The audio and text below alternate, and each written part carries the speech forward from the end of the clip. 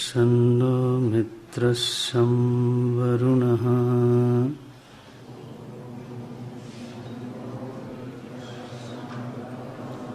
शन्नो भवत्वर्यमा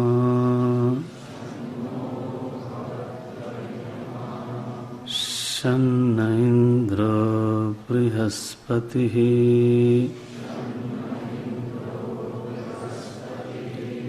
शन्नो विष्णुरुक्रमः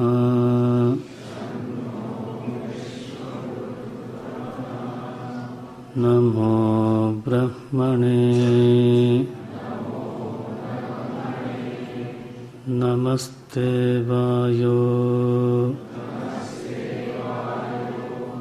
त्वमेव प्रत्यक्षं ब्रह्मासि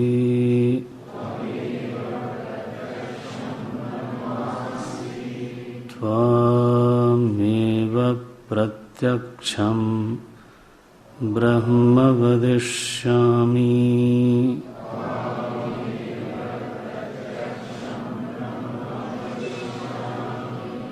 ऋतं वदिष्यामि सत्यं वदिष्यामि तन्मामवतु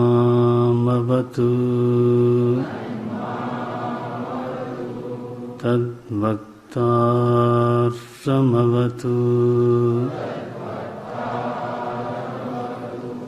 अवतु माम् अवतु वक्तारम् अवतु वक्तारम् ॐ शान्ति शान्ति शान्तिः।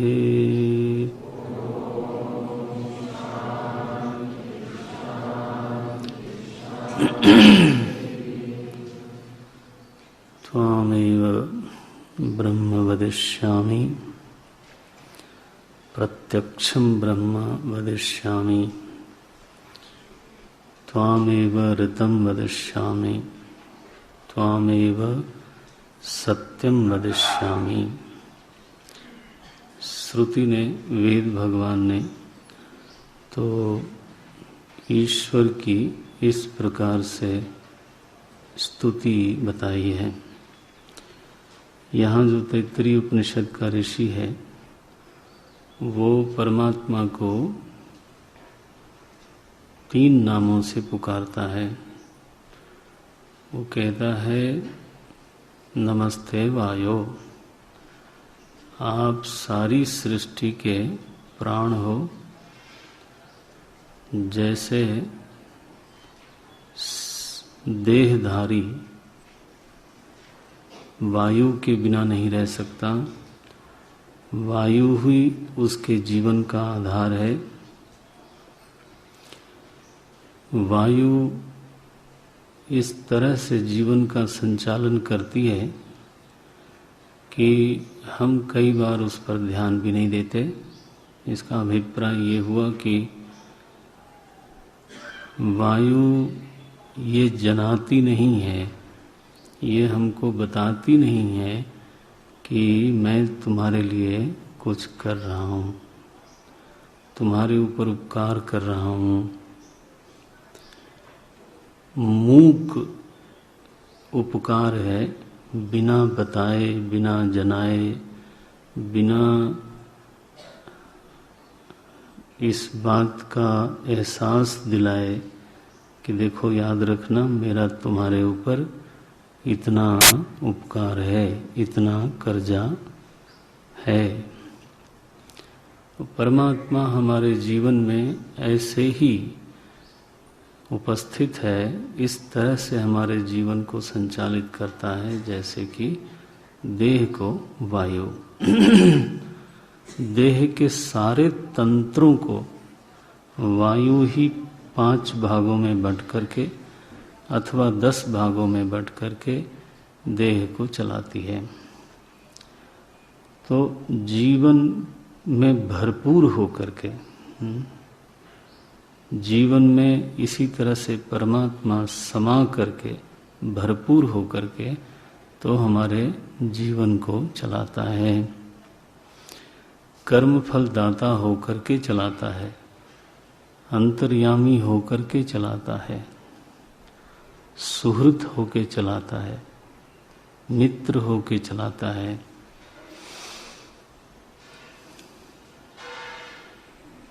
कृपालु होके चलाता है।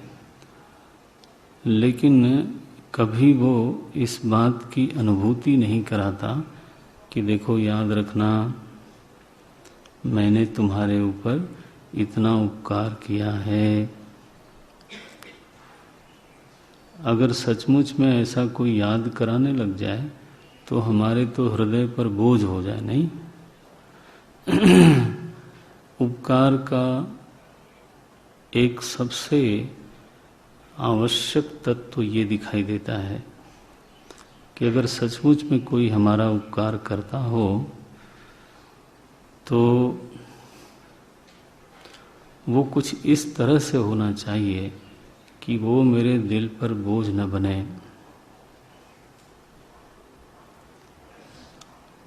मेरी जिम्मेदारी ये जरूर है कि मैं किए हुए उपकारों को याद करूं। मेरी जिम्मेदारी है कि मैं कृतज्ञ बनूं, आभारी बनूं, याद करूं। लेकिन अगर उपकार करने वाला याद कराने लग जाएगा तब थोड़ा सा उसका स्वाद इतना अच्छा नहीं रहता। तो प्रभु ने हम सबको ये सिखाया कि अगर उपकार भी करना हो तो ऐसे करो। सत्कर्म करे और चुप रहे। सत्कर्म करे और चुप। अब ये बड़ी सामर्थ्य है, हो नहीं पाती। आदमी तो बहुत कमजोर है, उसको रिकग्निशन चाहिए, उसको एक्नॉलेजमेंट चाहिए। बहुत ही हम सब लोग बहुत कमजोर प्राणी हैं, लेकिन फिर भी कोई एक तो उदाहरण तो हमारे सामने होना चाहिए। कोई न कोई एक आइडियल सेट करने वाला कोई होना चाहिए। वो परमात्मा से बढ़ के कौन होगा?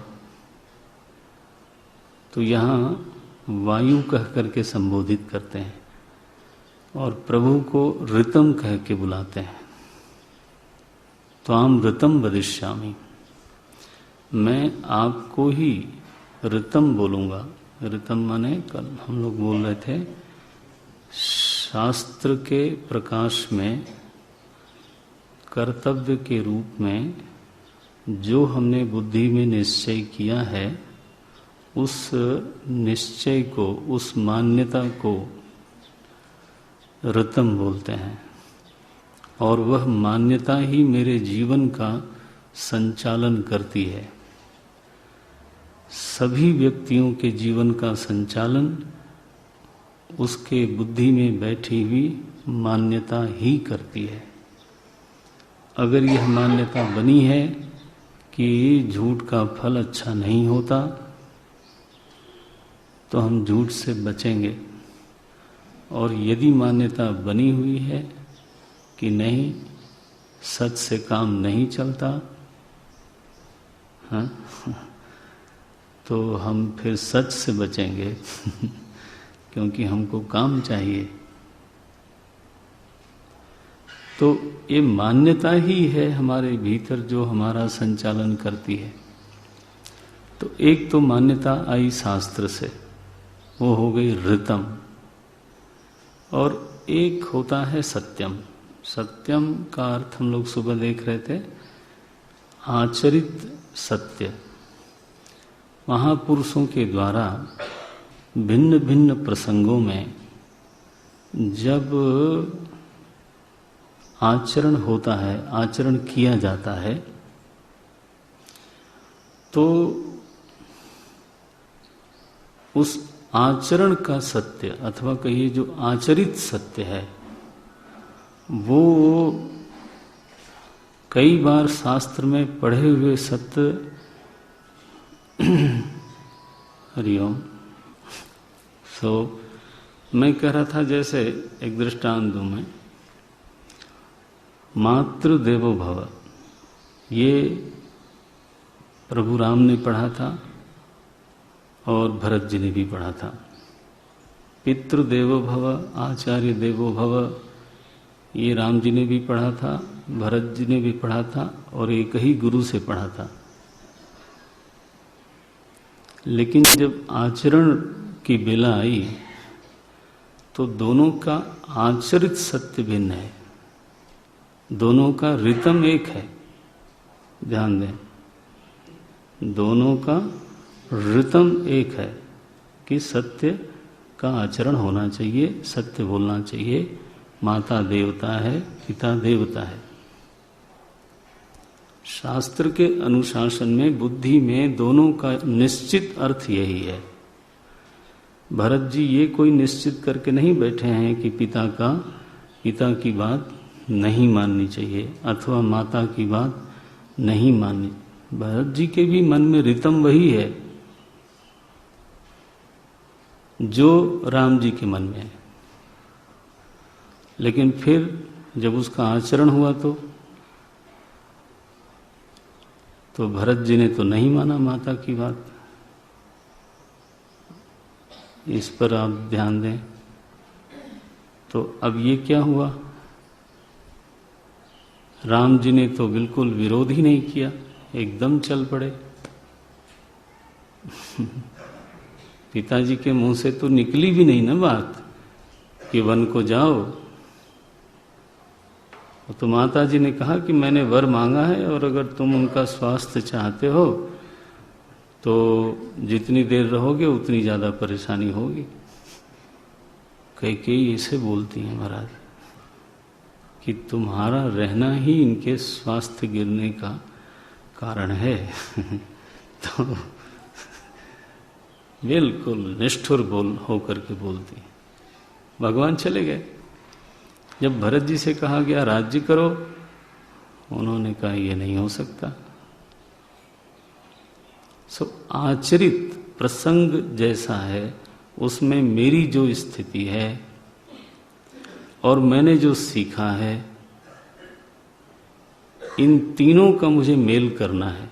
जब आचरण की बेला आएगी तो मुझे इन तीनों का मेल करना पड़ेगा। जो मैंने सीखा है, जो मेरी स्थिति है और जो प्रसंग है। मैच्योरिटी की ये मांग है कि आप इन तीनों का मेल बैठाओ। आप लकीर के फकीर नहीं हो सकते। आप शब्द के पीछे जीवन नहीं चला सकते। विचार चाहिए उसके नीचे। इसलिए सत्य का एक है सुनिश्चित अर्थ और सत्य का एक रूप है आचरित, आचरण में लाया हुआ सत्य। मैं शायद स्पष्ट हूं कि नहीं मालूम नहीं। रितम दोनों का एक है, भरत जी का भी और राम जी का भी। लेकिन आप साफ देख सकते हैं कि आचरण दोनों का एक नहीं दिखता। एक तो मां कहना छोड़ देता है। श्री भरत जी ने कैकेयी को मां कहना छोड़ दिया। पढ़ा क्या था उन्होंने? मातृदेवो भव। देखो, न केवल पढ़ा था, वो उनका निश्चित अर्थ था। तो यहां भी इस उपनिषद के समापन के समय हम लोग पढ़ेंगे कि वेद का ऋषि कहता है कि जब तुमको कर्तव्य में शंका हो जाए तब तुम शास्त्र पलटना, ऐसा नहीं लिखा है। क्या लिखा? जैसा तत्कालीन महापुरुषों ने आचरण किया है ऐसे प्रसंग में उसकी ओर ध्यान दो कि लोग जो विद्वान लोग हैं, सदाचारी लोग हैं, ऐसे प्रसंग में उन्होंने क्या किया था। तानी आचरत, जैसा उन्होंने आचरण किया था उसको एग्जाम्पल बनाओ अपनी गुत्थी को सुलझाने के लिए। तुमको सत्य का आचरित रूप भी आना चाहिए। ऋतम जरूर होना चाहिए, लेकिन फिर जब वो जीवन में उतरता है, व्यवहार में उतरता है, तो एक जैसा नहीं होता। बल्कि मुझे कई बार ऐसा लगता है कि जीवन में उतारते समय थोड़ी कठिनाई और ज़्यादा होती है। रितम में सरलता नहीं है, रितम भी बड़ी सावधानी से करना चाहिए। शास्त्र के प्रकाश में अर्थों को कायदे से ढूंढना चाहिए। उसमें गलती हो जाएगी तब तो मूल में गलती हो गई। लेकिन बहुत बार आचरण में उतारते समय वो तरीका ठीक नहीं होता। हमने तय किया कि मैं सच बोलूंगा क्योंकि शास्त्र ने यही कहा है कि सत्य बोलना चाहिए। अब सत्य बोलने के नाम पे, आचरण के स्तर पे मैं क्या बन गया? मैं कटुभाषी बन गया। होता है कि नहीं? प्रायः लोग बोलते हैं मैं तो जी सच बोलता हूं, माने कड़वा बोलता हूं। लो, ये किसने कहा था?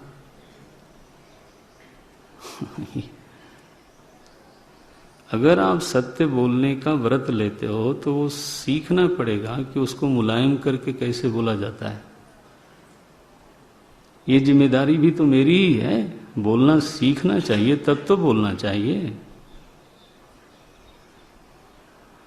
कटुभाषी हो गए, माने दूसरे के हृदय पर कितनी चोट लगती है इसका कोई ध्यान नहीं, और अभिमान ये है कि मैं सत्यभाषी हूं, और घोषणा ये कर दी कि सत्य हमेशा कड़वा होता है।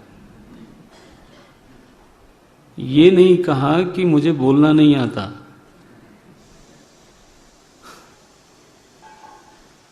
मैंने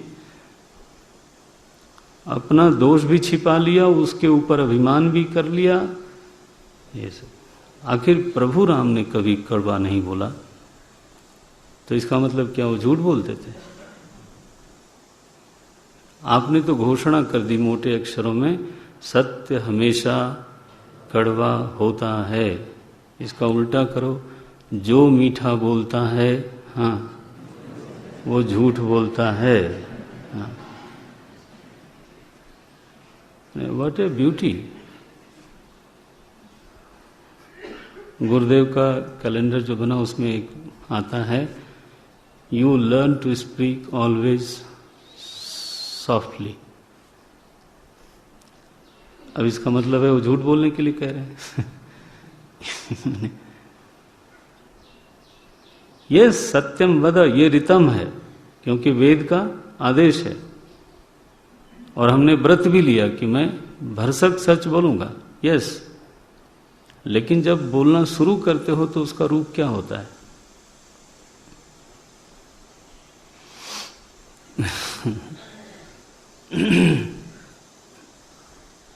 कैकेयी के भीतर जो माता मर गई थी, श्री भरत जी के आचरण ने कैकेयी के भीतर फिर से माता को जीवित किया। जो उन्होंने उसका त्याग किया तब उसका आत्मनिरीक्षण शुरू हुआ कि अरे मुझसे गलती हो गई। तो असल में देखा जाए तो कैकेयी के भीतर जो मातृदेवी की पुनः प्रतिष्ठा है वो श्री भरत जी ने ही की। तो उन्होंने मातृदेवो भव को ही जिया, लेकिन जैसा जीना चाहिए था उस प्रसंग में वैसा जिया।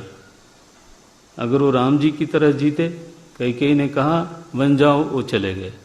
कैकेयी ने इनको कहा सिंहासन पर बैठो, हाँ, तो ये बैठ गए, तब तो हो चुका होता। तब तो शायद कोई और रामायण हम लोग पढ़ते जो शायद इतनी अच्छी नहीं होती हाँ, इसलिए दो बड़ी ऊंची चीज है दुनिया में, एक है ऋतम, दूसरा है सत्यम। वो कितनी ऊंची है, ऋषि कहता है भगवान की तरह है। आप देखते हो क्या बोल रहे हैं, ऋतम वदिष्यामि, फिर सत्यम वदिष्यामि। हे प्रभु मैं तो इस रूप में आपको पुकारना चाहता हूं। तो मुझे याद आता है गांधी जी ने एक बार ये बात कही कि ईश्वर सत्य है, ऐसी बात शास्त्रों में आती ही रहती है। तो मैं कहता हूं इसी वाक्य को थोड़ा इधर उधर करके कि सत्य ही ईश्वर है ईश्वर सत्य है, मैं उसी को थोड़ा घुमा के कहता हूं सत्य ही ईश्वर है। अगर तुम सत्य को धारण करते हो तो तुम ईश्वर को धारण करते हो। सी अगर तुम्हारे हाथ से सत्य छूटता है तो इसका एक मतलब हुआ कि तुम्हारे हाथ से ईश्वर छूट गया, ये भाव निकल आया। तो बहुत ही सुंदर शांति मंत्र है, रोज हम लोग कक्षा के पहले इसको पढ़ेंगे। तो इस तरह से प्रथम अनुवाक जो है वो पूरा हुआ। वो शांति मंत्र भी एक अनुवाक है। अब पहले विषय को श्रुति माता सामने रखती हैं। मैंने कहा था कुल 10 विषय सामने हैं इस वल्ली में। तो उसमें से पहला विषय श्रुति ने सामने रखा। क्या विषय है वो? श्रुति ये चाहती है कि हम लोग जब उच्चारण करें तो हमारा उच्चारण शुद्धतम हो, उच्चारण में किसी प्रकार का दोष नहीं होना चाहिए। बस ये पहला विषय इतना ही है। 2-3 पंक्तियों में ये अनुवाद पूरा हो जाता है। पहले पढ़ लेते हैं। ओम शिक्षां व्याख्यास्यामः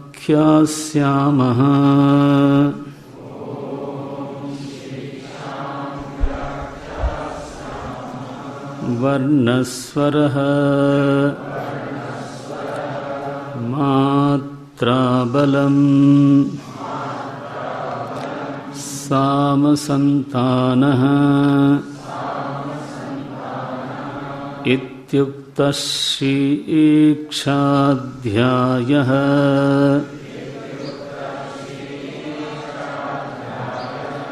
ॐ शिक्षां व्याख्यास्यामः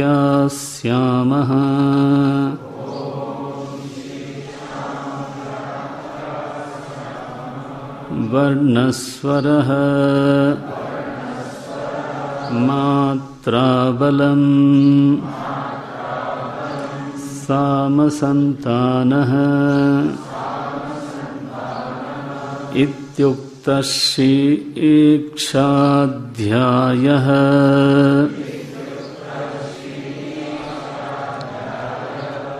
सो श्रुति कहती है शिक्षाम व्याख्यास्यामः। तो ये दीर्घ है, शिक्षाम दीर्घ लिखा है। श्रुति में पाणिनि व्याकरण के अनुसार कई बार बातें नहीं होती, तो इसको बोलते हैं छांदस प्रयोग। शिक्षाम व्याख्यास्यामः।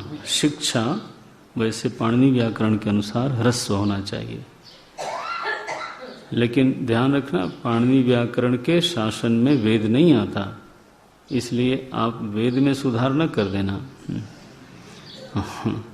इसलिए इसको कहा गया छांदस। छांदस माने वैदिक उच्चारण है, तो इसको ऐसे ही पढ़ना, इस तरह से शिक्षाम व्या, ऐसे।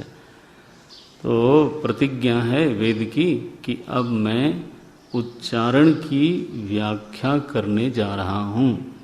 शिक्षा माने शिक्षते अनया इति, जिससे आदमी सीखना शुरू कर देता है। जो सीखने के आधार में बैठी हुई चीजें हैं उनको अब मैं बताने जा रहा हूं। माने आदमी को सीखने के लिए जो बिल्कुल आधारभूत बातें हैं, बेसिक्स हैं, जिनके बिना शिक्षा खड़ी नहीं हो सकती, तो अब मैं उसकी व्याख्या करने जा रहा हूं। शिक्षाम व्याख्यास्यामः। क्या है शिक्षा में? बोले 6 चीजें हैं।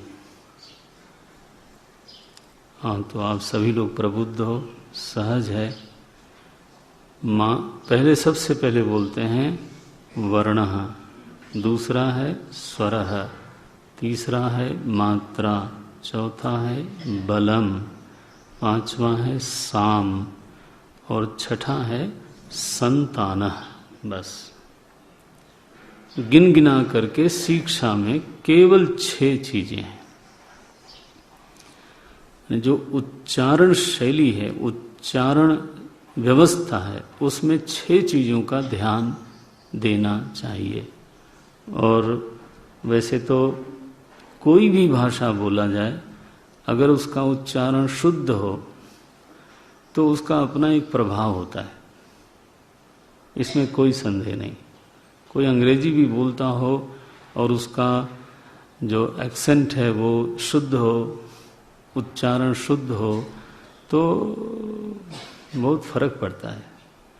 हिंदी का उच्चारण शुद्ध हो, भाषा का लालित्य अभिव्यक्त होने लगता है। भाषा में जो माधुर्य है, भाषा में जो लालित्य है, वो प्रकट होता है। संस्कृत का उच्चारण शुद्ध हो, भाषा कोई भी हो, शुद्धता की मांग करती है।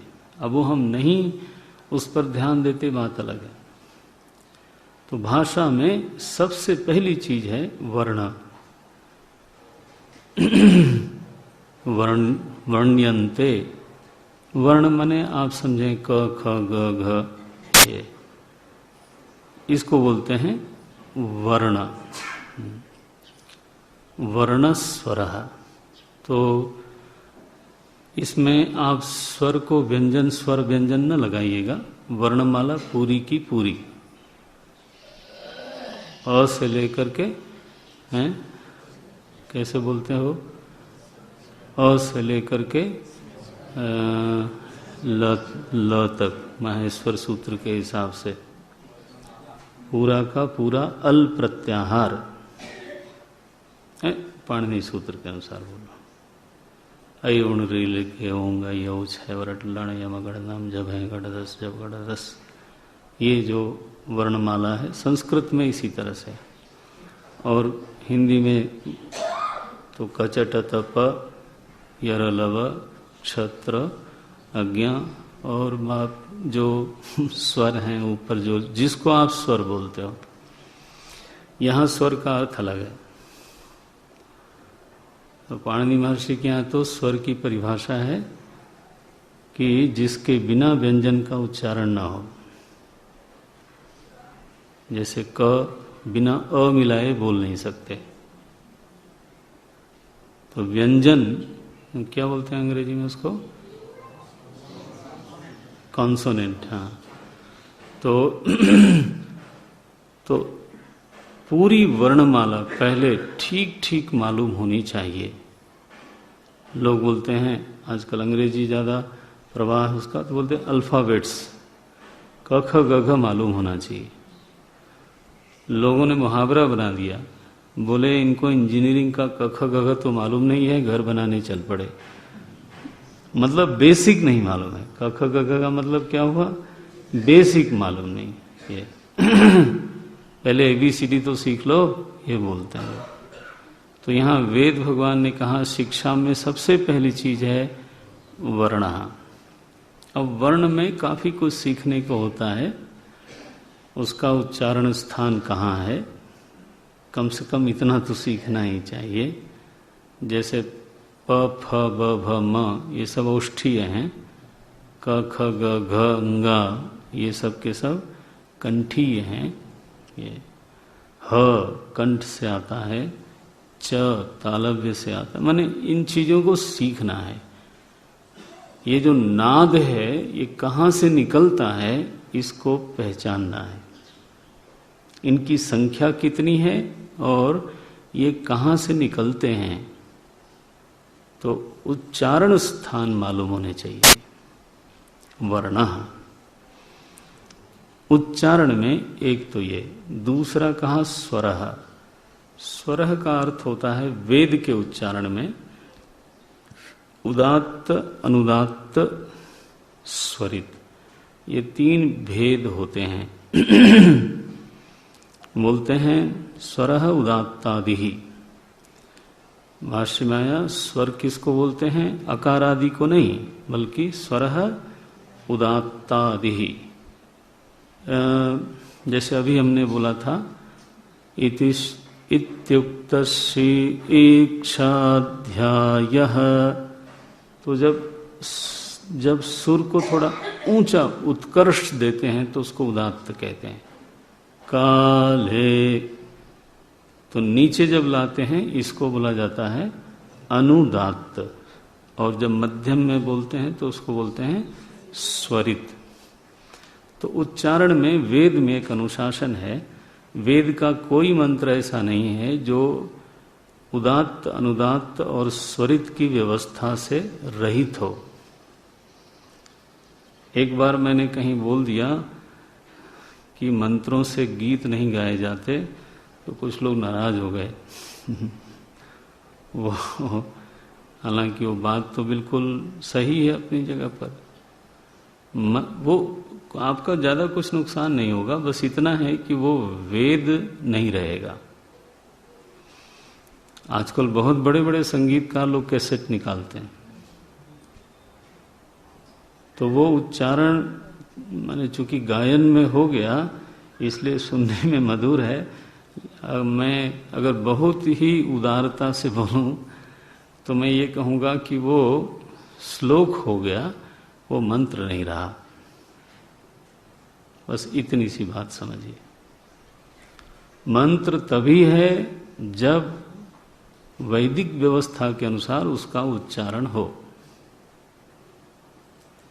वेद ध्वन्यात्मक है, it has the discipline for the sound.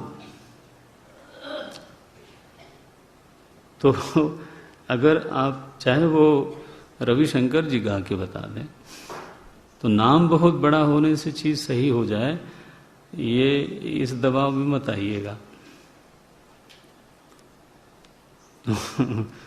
तो आजकल बहुत कैसेट निकलते हैं, सेल वैल्यू बहुत है। लोगों को लंबी लंबी ड्राइव पे जाना होता है, मन में तो आस्था है ही है, तो फिर वो एक कैसेट लगाया और अपना कान में कुछ अच्छा चलता ही रहता है। कोई बुराई नहीं है, मैं आपका मन थोड़ा बिगाड़ने बैठा हूं, लेकिन वो मंत्र बिल्कुल नहीं है, वो श्लोक है। ये है मंत्र का क्रम बदल देने से वेदत्व भंग हो जाता है, उच्चारण बदल देने से वेदत्व भंग हो जाता है, ऐसी व्यवस्था है। ये है स्वरः। आपको निवेदन करूं, वेद में पुराण भागवत जी में ही एक प्रसंग है ऐसा कि वहां पर त्वष्ट्रा ऋषि एक यज्ञ करते हैं। एक ऋषि हैं त्वष्ट्रा, यज्ञ करते हैं। उनको बहुत क्रोध आया था इंद्र के ऊपर। इंद्र ने उनके लड़के को मार दिया था। उन्होंने कहा मैं एक ऐसी संतान पैदा करूंगा जो इंद्र को मारेगा। तो उस लड़के का नाम ही रखा इंद्र शत्रु हो। आहुति में मूल शब्द ही यही है, इंद्र शत्रु विवर्धस्व। हे इंद्र के शत्रु, तुम बलवान बनो, बढ़ो। उसका उच्चारण उन्होंने ऐसे किया जिसका अर्थ निकला, इंद्र जिस लड़के का शत्रु है वह इंद्र बढ़े। लो, माने इंद्र का विशेषण हो गया शत्रु। इंद्र एव शत्रु, इंद्र शत्रु है। फिर तस्य इंद्र शत्रु विवर्धस्व। इंद्र शत्रु, शत्रु रूपी जो इंद्र है उसकी वृद्धि हो। लो, चाहते क्या थे? इंद्र के शत्रु की वृद्धि हो। केवल उच्चारण बदलने से ये दोष पैदा हुआ और उस यज्ञ से जो संतान आई उसका नाम था वृत्रासुर। और अल्टीमेटली वो मारने के लिए पैदा किया गया था, मरा बेचारा। था तो बलवान लेकिन मरा। तो ऐसे बोलते हैं स्वरः, वर्ण स्वरः। तीसरी बात है उच्चारण में मात्रा। मात्रा जैसे दीर्घ ई है तो दीर्घ ई बोलना चाहिए। वो मैं कई बार देखता हूँ कई प्रांतों के उच्चारण ऐसे हैं, दीर्घ ई होगा तो पक्का है वो ह्रस्व करके बोला जाएगा, और अगर ह्रस्व है हाँ तो पक्का है कि उसको दीर्घ किया जाएगा। ये तो मात्रा दोष हो गया उसमें। मात्रा का मूल अर्थ होता है तो काल। उकालो ह्रस्व दीर्घ प्लुतः। जैसे रामा बोलना है तो म से डबल टाइम उसमें लगना चाहिए। ये इसी को बोलते हैं मात्रा। तो हरि ह्रस्व है, हरि ये दीर्घ है। लिख के नहीं बताना चाहिए कि ये दीर्घ है ये ह्रस्व है, बोल के बताना चाहिए कि ये रहा ह्रस्व और ये रहा दीर्घ। हमारे उत्तर भारत में स श श बोल के नहीं बताते, लिख के बताते हैं। देखो ना लिखा है, क्या क्या लिखा है? ये है सड़क वाला स, दूसरा है शहर वाला स, तीसरा है खटकोणवा स।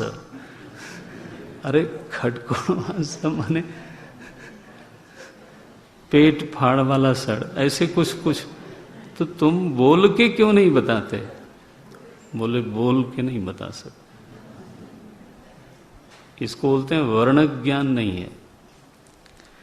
हमारे उत्तर भारत में एक और है, वर्ण बोलते हैं, अड़। अब तो आदत हमारी छूट गई, वर्ण। या वर्ण लिखा है ना, तो हमारे लोग अगर बोलेंगे तो वर्ण बोलेंगे, वर्ण। कर्ण, कितना बुरा लगता है। शब्द क्या है? कर्ण। यमगणना नाम अनुनासिका। जो जो यहाँ है, ङ है, ण है, न है, ये सब की सब नाक से बोलना चाहिए, वो नहीं बोलेंगे। सुकर्ण, ऐसा लगता है जैसे बिल्कुल पत्थर मार दिया। तो ये है, वर्ण ज्ञान नहीं है, स्वर ज्ञान नहीं है। जिस पर जितना दीर्घ समय, ह्रस्व समय देना चाहिए वो नहीं है, तब उसको बोलते हैं मात्रा। उसको सीख लेना चाहिए। 3 बात कही, वर्ण, स्वर, मात्रा। चौथी चीज है बलम। बलम का अर्थ है वाक्य बोलते समय किस वर्ण पर कितना बल लगता है। अब देखो, उन्हें बल लगता है तो ल पे तो हल्का किया और ब पे सचमुच में बल लगाया, है ना, तभी वो अपने पूरे सौंदर्य में निखरता है। तो बलम, मात्रा बलम। जहां जितना बल लगना चाहिए वहां उतना लगना चाहिए। अंग्रेजी में लोग जैसे फ बोलते हैं, होंठ से ही बोलते हैं, बिना होंठ मिलाए तो फ नहीं बोल सकते, लेकिन बल नहीं लगाते ना। फादर ऐसा बोलेंगे, और अगर हिंदी का उच्चारण करो उसी में तो फादर। आपको बुरा लगा होगा, देखो ये क्या अंग्रेजी बोलता है, फादर। और आप बोलो फलम, वो अंग्रेजी घुस गई उसमें, फलम। होंठ में से केवल हवा निकलती। तो यहां पे है पकड़ करके शब्द को बोलते हैं, कर्म फलम है। तो बल जहां लगना चाहिए वहां लगना चाहिए, जहां कम लगना चाहिए वहां कम लगना चाहिए। वाणी का परिष्कार होना चाहिए। तो शिक्षाम व्याख्यास्यामः, पहली व्याख्या शिक्षा की करने जा रही है श्रुति। तो 4 चीज हो गई, वर्ण, स्वर, मात्रा, बलम। साम संतानः, साम का अर्थ है मध्यम वृत्ति में बोलना। बहुत ऊंचा कोई कोई बोलता है और कोई कोई लोग बहुत नीचे से शुरू करते हैं। यहाँ भाष्यकार परिचय कराते हैं, साम वर्णानाम मध्यम वृत्त्या उच्चारणम। अब हमारे ब्रह्मचारी लोग ज़्यादातर लोग काफ़ी ऊंचा शुरू करते हैं। उसका उनको सुंदर परिणाम ये मिलता है कि फिर केवल वही बोलते हैं और पीछे से कोई दोहराता नहीं। वो अपना टाने हुए हैं बिल्कुल कस के, न कर्मणा न प्रजया। अब अकेले गाओ, पीछे वाले अपना धीरे से दुबक जाते हैं, हम अपना मन में ही कर लेते हैं। हम भी वहीं खड़े रहते हैं तो अपना मानसिक शुरू हो जाता है, कौन न से चढ़ावे। स्वर ऐसा चुनना चाहिए जो सभी के आसपास का हो, सभी लोग उसको दोहरा सकें। आपको अकेले पाठ करना हो तो बहुत अच्छा है, लेकिन अगर आप ये आशा करते हो कि पीछे से आवाज आएगी तो फिर मध्यम वृत्त्या उच्चारणम। ऐसा ना हो ना कि फिर आप अकेले ही अद्वैत भावना में चले जाओ। ये तो ठीक है कि परमार्थ सत्य अद्वैत है, लेकिन ये थोड़ा ठीक है कि आरती में ही आप अद्वैत हो जाओ। कोई कोई लोग बहुत ऊपर से बात भी करेंगे साधारण, तो बहुत ऊपर से आवाज होगी, मेरी बहुत नीचे से है। अगर ये माइक ना हो तो आप समझ लेना बस हो गया तत्सत। और ऐसा भी कहते हैं लोग कि अगर आपके लिए माइक ठीक है तो दुनिया जहान के लिए ठीक है बस। अगर हाँ, अब यहाँ तो चूंकि एक रेगुलर रहना है तो आप देख लो माइक की क्वालिटी, पीछे ठीक सुनाई दे रहा है ना, ये देखो। लेकिन जब मैं यज्ञों में जाता हूँ तो वो तो एक्सपेरिमेंट करते हुए 7 दिन बिता देता है।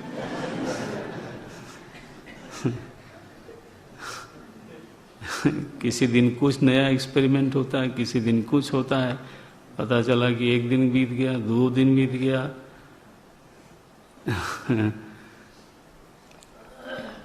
7 दिन का कुल खिलवाड़, उसमें 3 दिन इधर के चला गया। तो अब उनका भी क्या दोष कहा जाए। उनको मिलते हैं गर्जना करने वाले लोग, तो बिना माइक के भी काम चल जाए।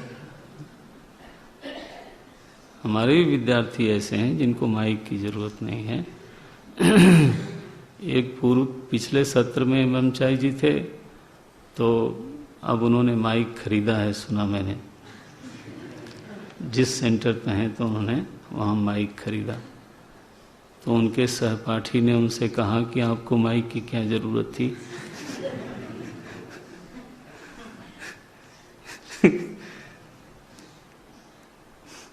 क्या आवश्यकता है कि आप हॉल में माइक लगाओ पहले ही।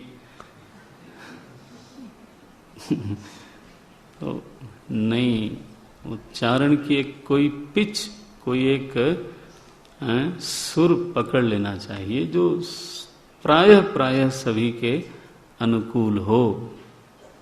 मध्यम वृत्त्या उच्चारणम साम, ये 5वां है। और 6ठा है जिसको हमारे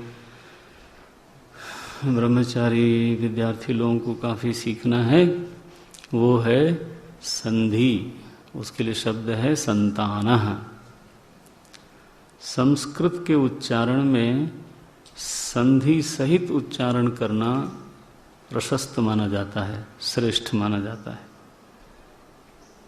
और संधि सहित क्या, संधि विच्छेद क्या, दोनों जगह प्रशस्त ही हैं लोग।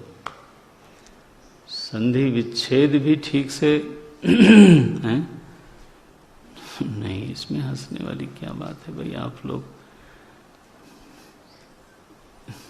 इसको सीखना है। अगर विच्छेद करें, बढ़िया विच्छेद करिए, बिल्कुल सही। और नहीं तो संधि सहित उच्चारण करना हो तो संधि सहित। जैसे अब यही है, देखो छोटा सा है, इत्युक्तः है ना शब्द आखिरी। इत्युक्तः शिक्षाध्यायः। इत्युक्तः माने इति उक्तः। संधि मालूम हो तो आप ऐसे भी बोल सकते हो, इति उक्तः, और मिला के भी बोल सकते हैं इत्युक्तः। ये तो एक वाक्य, संस्कृत भाषा ऐसी है, पूरा वाक्य एक ही शब्द में होता है। या तो तोड़ सको तो तोड़ो, नहीं तो इकट्ठा बोल सको तो, लेकिन शुद्ध होना चाहिए। 6 चीजों का नाम लिया श्रुति माता ने, और साथ में लगा दिया इति, बस इतना। इति उक्तः शिक्षाध्यायः। शिक्षाध्याय पूरा हुआ। उच्चारण पर श्रुति माता का बहुत जोर दिखाई देता है। क्यों जोर दे रही हैं?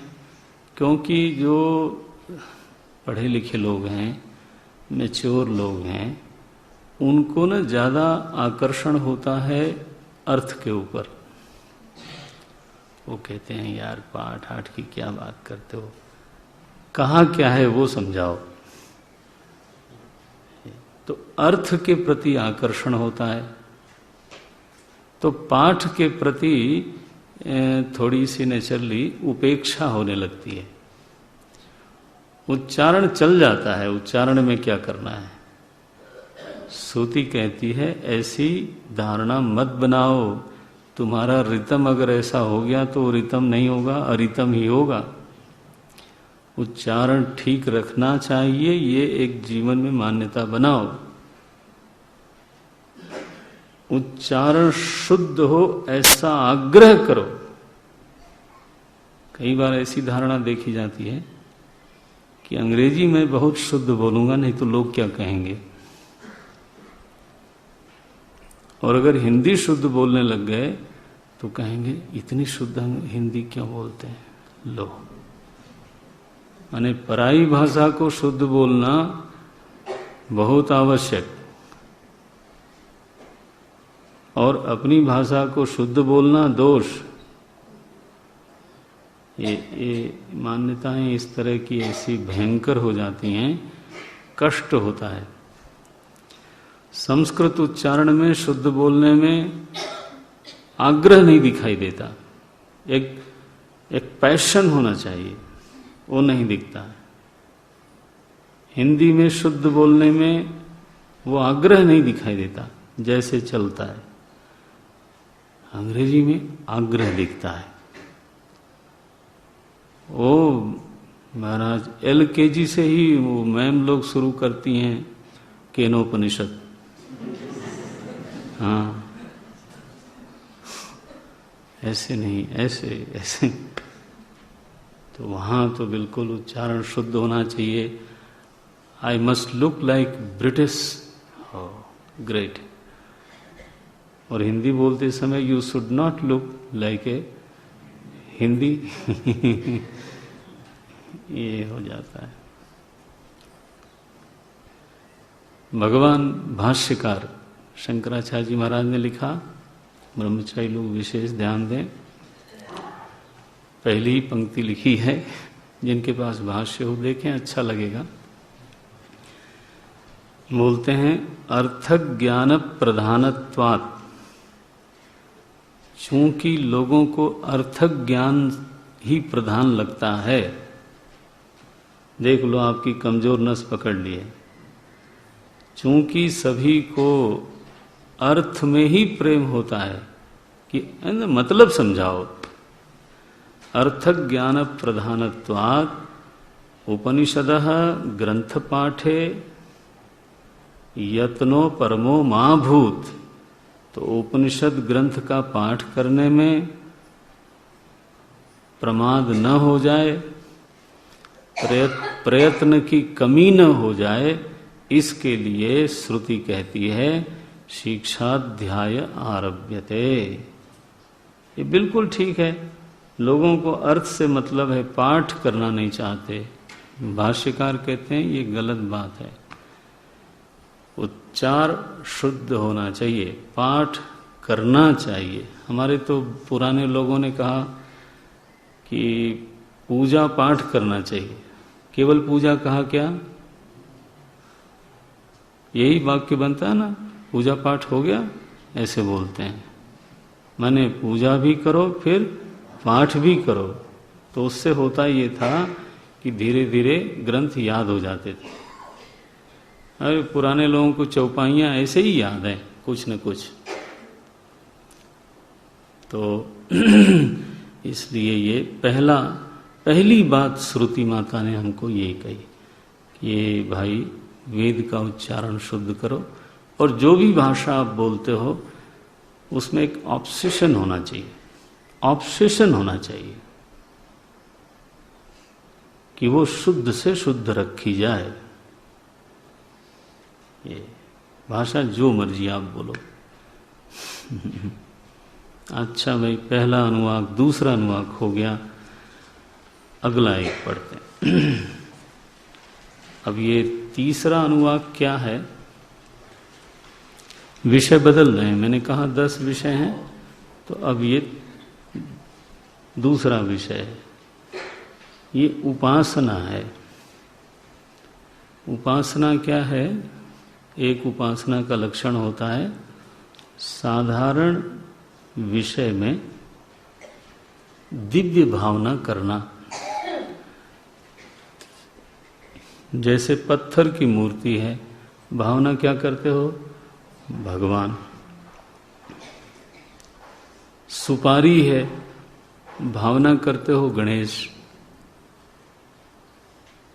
ये देखो, तो उपासना का एक मतलब यह है कि एक चीज हमको दिखाई देती है, उस चीज में दिव्य भावना करना। तो अब यहां क्या है? बोले थोड़ा अपने रोजमर्रा का जो जीवन है ना, रूटीन लाइफ, उसमें जो समस्याएं हैं, विचार हैं, राग द्वेष हैं, उसका एक घेरा बना हुआ है। मन उसके बाहर नहीं जाता, अपने उलझनों में उलझा रहता है, उसको कभी उससे बाहर निकालना है।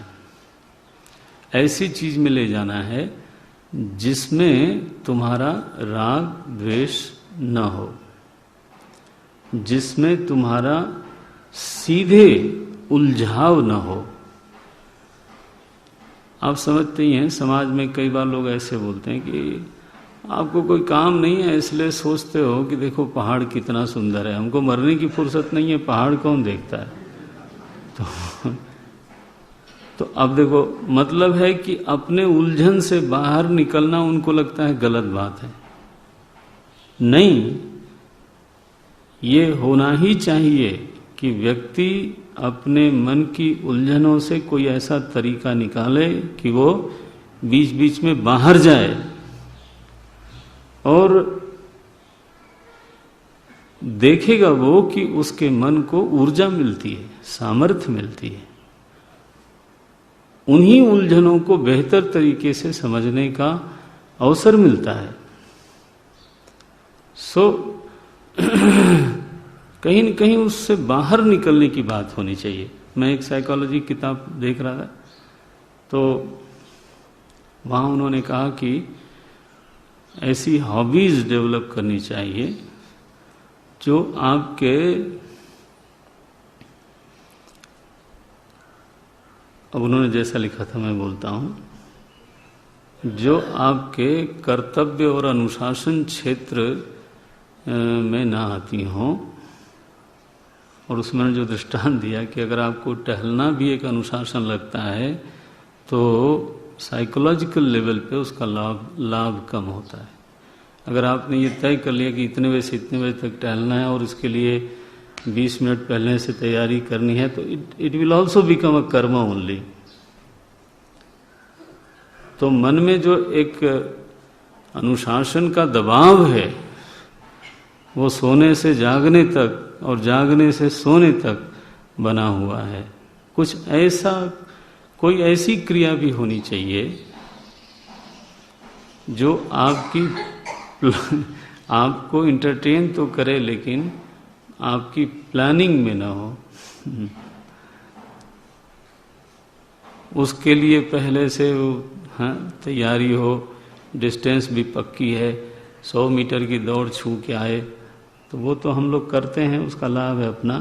लेकिन मानसिक स्तर पर भी अगर वो स्ट्रेन, एक काम हो गया, अगर वो भी अगर एक काम हो गया तो फिर बात नहीं बनती। तो बाहर आना चाहिए। उपासना से एक तरीका देखें।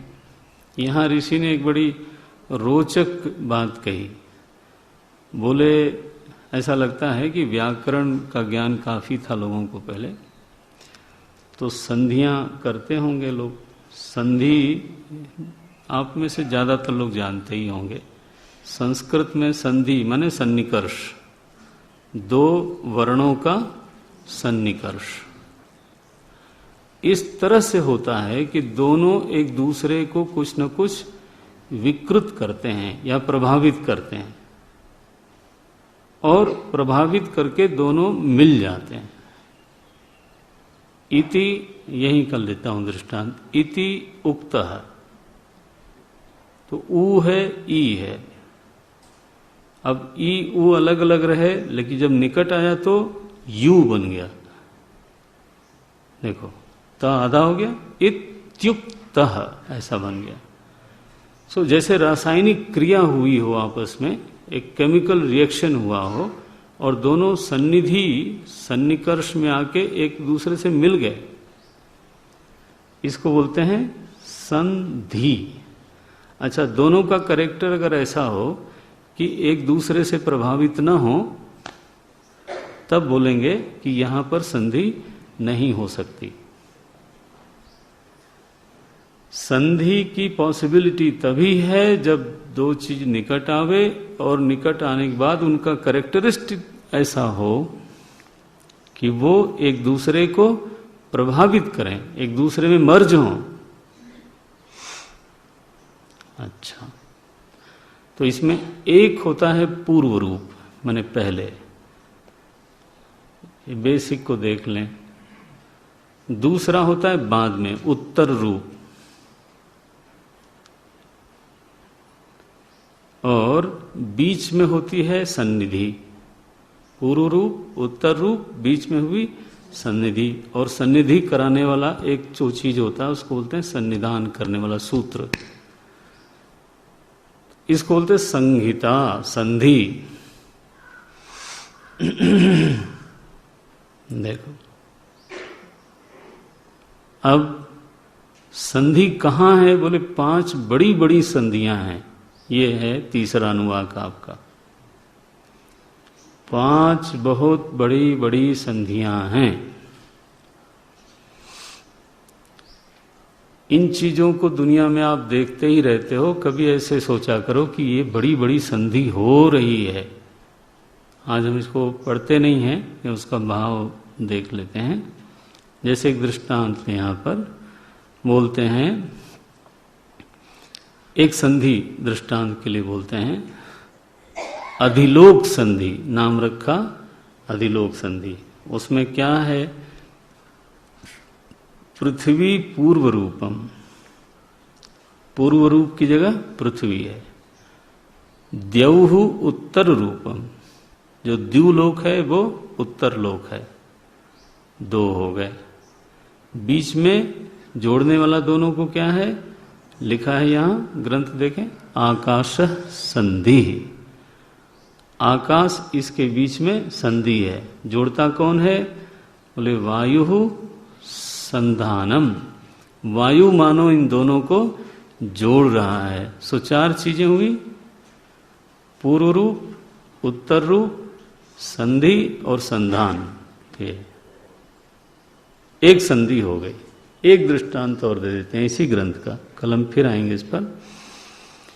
जैसे आचार्य विद्या संधि है, ये जो विद्या का आदान प्रदान हो रहा है, ऋषि कहता है ये भी एक संधि है। सो लिखते हैं, देखो, आचार अथ अधिविद्यम, एक संधि देख लो आप। विद्या एक संधि है।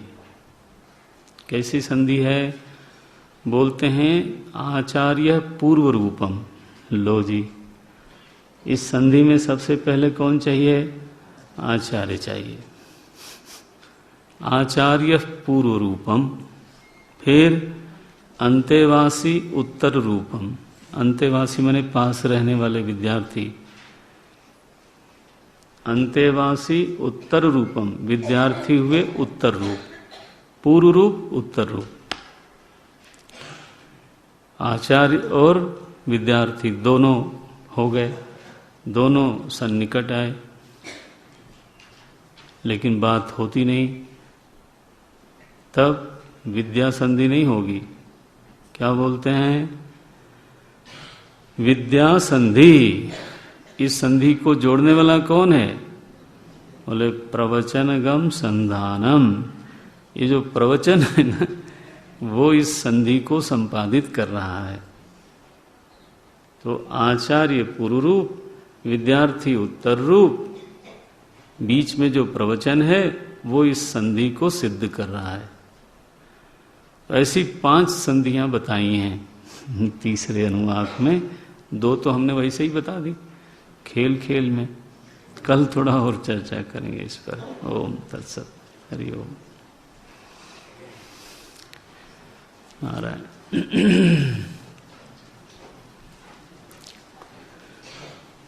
ओम पूर्णमदः पूर्णमिदं पूर्णात् पूर्णमुदच्यते पूर्णस्य पूर्णमादाय पूर्णमेवावशिष्यते। ओम शांति शांति शांति। हरि ओम। श्री गुरुभ्यो नमः। हरि ओम।